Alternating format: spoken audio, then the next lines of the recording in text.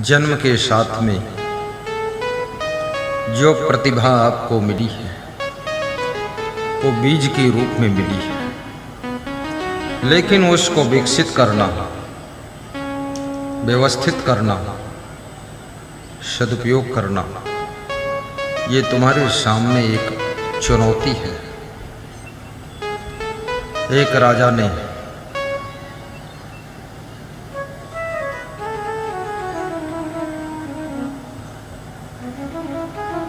अपने तीनों पुत्रों की बुद्धि का परीक्षण किया कि जो सबसे अधिक बुद्धिमान होगा उसको राजा बनाऊंगा। लेकिन किसी की बुद्धि को परखना भी बहुत बड़ी बुद्धि का काम है। आप परखना तो चाहते हो बुद्धि, पर परखने के लिए भी आपके पास बुद्धि होना चाहिए। बिना बुद्धि के परखोगे कैसे? तो राजा ने एक बहुत अच्छा रास्ता निकाला।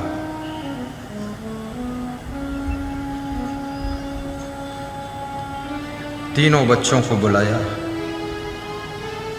और कहा कि बेटा, मैं तीर्थ यात्रा पर जा रहा हूं, कुछ दिनों के बाद लौटूंगा।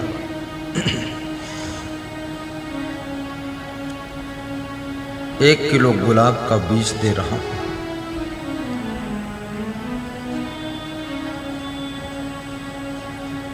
ये फूल के बीज जब मैं लौट कर आऊंगा तो वापस मांगूंगा, मुझे सुरक्षित देना। तीनों को एक एक किलो बीज दे दिया। पिता तीर्थ यात्रा पर चला गया। मंत्री गण राज शासन को संभाल रहे। वफादार मंत्री राजा की अनुपस्थिति में भी राज सत्ता को सलामत चलाते रहते।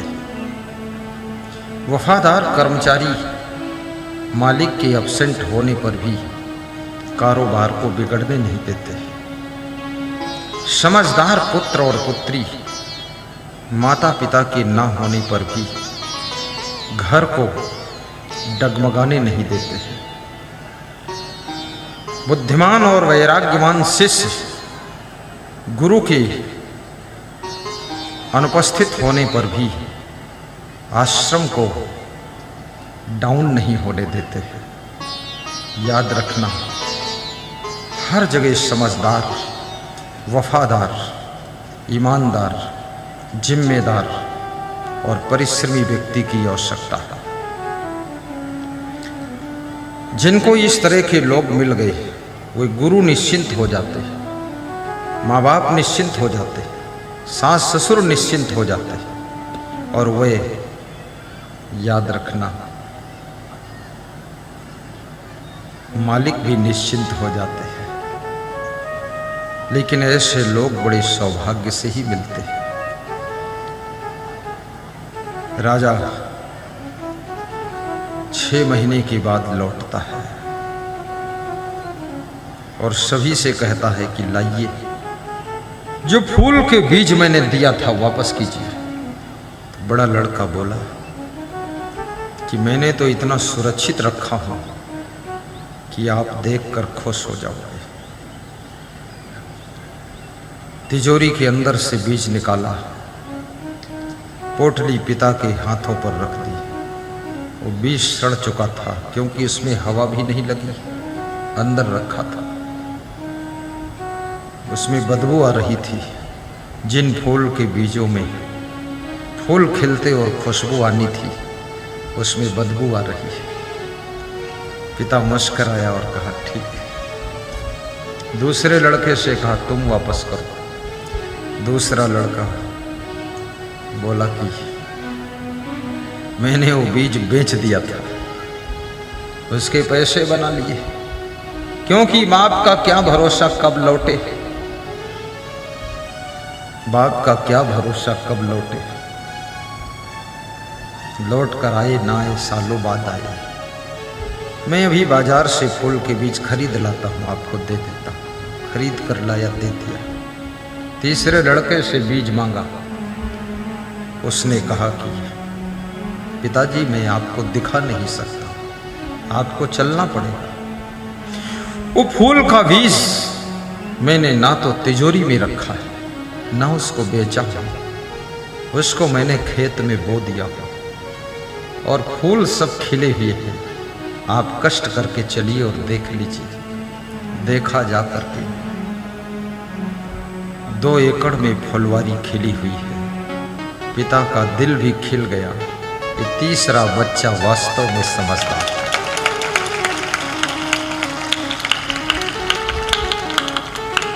बीज के रूप में आपको प्रतिभा ये कुदरत देती है।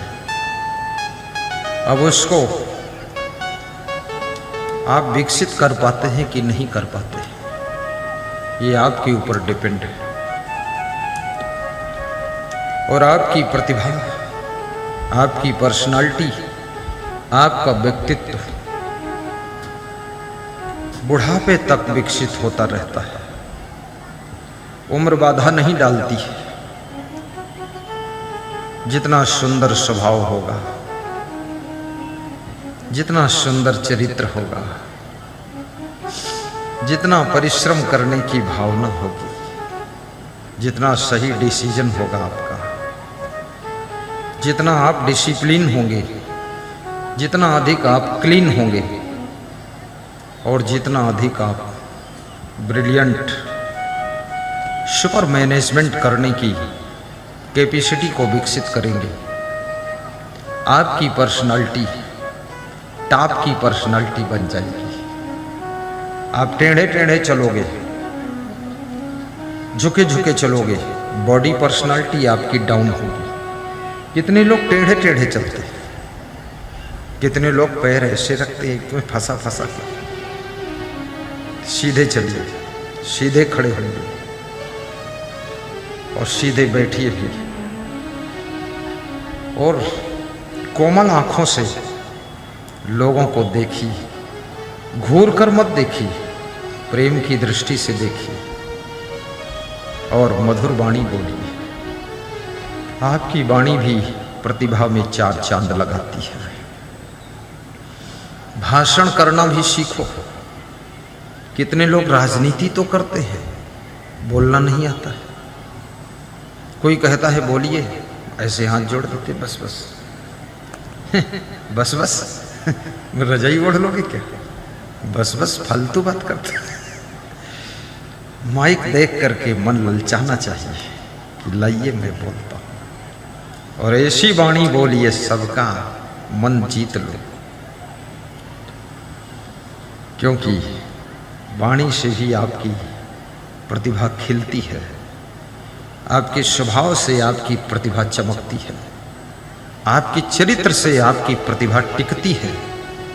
सुंदर चरित्र बनाइए। बेविचार करना, खुराफात करना, चोरी चपारी करना, ये सब अधम कार्य करना, इससे आपकी पर्सनालिटी धूमिल हो जाएगी, कुछ मिलने वाला नहीं। ये सब फालतू काम मत करो।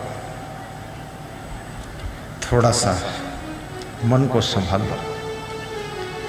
जितना ज्यादा तुम क्रोध करोगे, तुम्हारी प्रतिभा डाउन हो जाएगी। सहना सीखो। परशुराम ने क्रोध किया, भगवान राम ने सह लिया। भगवान राम पूर्णावतार बन गए और परशुराम साइड में हो गए। परशुराम के कोई मंदिर नहीं है जो कोई पूजा करे। कौन करे भाई, जब इतनी गुस्सा आती है, कुल्हाड़ी लेकर बैठे हो, किसी को मार सकते हो। परशुराम के भगत भी कम है क्योंकि राम के भगत बहुत है, क्योंकि राम एक भोले भाले हैं। राम तो सीधे साधे हैं, बड़े दयालु हैं। परशुराम से परिचय पूछा गया, आपका परिचय क्या है? परशुराम कहते थे, बाल ब्रह्मचारी, अति क्रोधी। क्रोधी नहीं, अति क्रोधी, ये परिचय में बताते थे। तुम्हारा क्रोध जगह जगह तुम्हारा विरोध खड़ा कराता है, तुम्हारा क्रोध तुमसे लोगों को दूर कराता है, तुम्हारा क्रोध तुम्हारे संगठन को कमजोर करता है। रावण का क्रोध नासमझी विभीषण को भगवान राम के पास में पहुंचा देता है। अगर रावण क्रोध में विभीषण को लात न मारता, अगर विभीषण की सलाह नहीं माननी है तो सलाह लो मत, और सलाह देता है तो सलाह मानो मत, लेकिन लात मारने की क्या जरूरत। लात मार दिया और लात मारा, बात बिगड़ गई। विभीषण सोचने लगा कि अब यहां मेरा स्थान नहीं है, राम के पास चलो। विभीषण का राम के पास जाना रावण के मृत्यु के कार्यक्रम की तैयारी प्रारंभ हो जाती है। घर का भेदी लंका ढावे, जो घर के भेदी होते ना वो लंका दहन करा देते।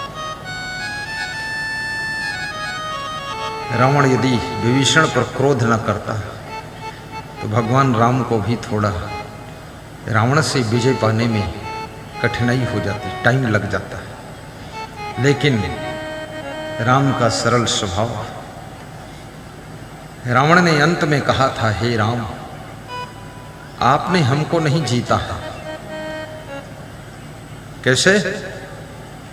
तो रावण ने कहा कि आपका भाई आपके साथ में खड़ा था और मेरा भाई भी आपके साथ खड़ा था, इसलिए आपकी जीत हुई है। यदि मेरा भाई मेरे साथ खड़ा होता तो आपका भाई आपके साथ खड़ा होता। तो हे राम, ये युद्ध 50 साल चलता रहता, कोई फर्क नहीं पड़ता, लेकिन मैं क्रोधी अपने भाई को लात मारकर भगा दिया, इसलिए मेरी हार हुई है। तो राम ने कहा कि आपके मैं के कारण आपकी हार हुई है, मैंने आपको नहीं मारा है, आपके मैं ने आपको मारा है। आपका जो अहंकार, जो मैं, जो घमंड, उसके कारण आपकी मृत्यु हो रही है। राम कहते हैं मैं आपको नहीं मार सकता, मेरे क्या क्षमता है, मैं तो तार सकता हूं, मार नहीं सकता। लेकिन याद रखना, क्रोध आपके व्यक्तित्व को धूमिल करता है, लोभ आपकी पर्सनालिटी की चमक को कम कर देता है, और काम वासना आपको बहुत नीचे गिरा देती है। पृथ्वीराज चौहान, जिनमें बाण विद्या की इतनी बड़ी कला थी, इतनी पर्सनालिटी थी, संयोगिता के मोह में आकर्षित होकर के मोहम्मद गोरी के द्वारा बंधित किए जाते हैं, आंखें फोड़ी जाती हैं उनकी। याद रखना, जिन आंखों से संयोगिता के रूप सौंदर्य को देख करके मोहित हुए थे, वह आंखें मोहम्मद गोरी के द्वारा फोड़ दी जाती है। इसलिए आंखों को भी बस में रखिए, कभी भी आंखों की चंचलता में भी मत पड़िए। ये छोटी सी आंखें बहुत बड़ा कांड कर देती है। ये छोटे से कान बहुत गलत चीजों को सुन करके आपको गलत पथ पर चलने के लिए प्रेरित कर देते हैं। ये छोटी सी जिह्वा, द्रौपदी की जीभ दुर्योधन के लिए गलत शब्द बोल देती है, जिसका परिणाम महाभारत ठन जाता है। इसलिए अपनी छोटी सी जीभ को भी कंट्रोल रखिए।